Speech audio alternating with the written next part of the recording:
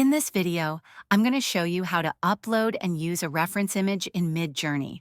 But before we start, don't forget to subscribe to the channel and like this video to stay updated with more tutorials like this.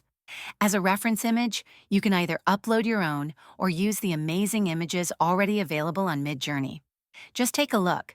There's a wide variety of stunning images created by talented users. If you want to use one of these as a style reference, click here. You'll see the option for Style Reference.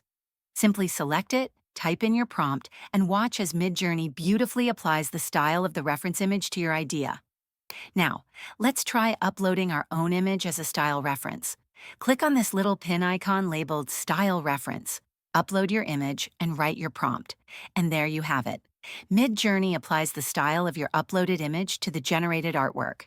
It's such a simple and fun way to create unique images based on your own style ideas. I hope this video helped you understand how to upload and use style references in Midjourney. Don't forget to like, subscribe, and share your thoughts in the comments below. See you in the next video.